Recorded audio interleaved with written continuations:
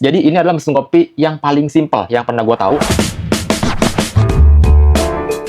Nah, caranya mudah banget. Jadi, mesin kopi ini menggunakan kopi kapsul. Nah, seperti ini. Jadi di kopi kapsul ini sudah ada kopinya. Tinggal teman-teman semua masukkan seperti ini.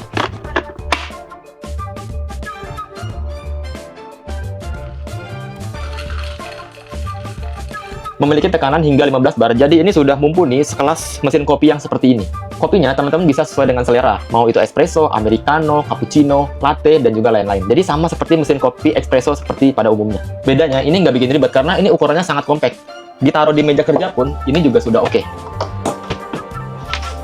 Mumpung harganya promo, teman-teman coba cek di sini. Siapa tahu teman-teman dapat harga promo dan cepat habis stoknya. Jadi cepat-cepat langsung cek di sini.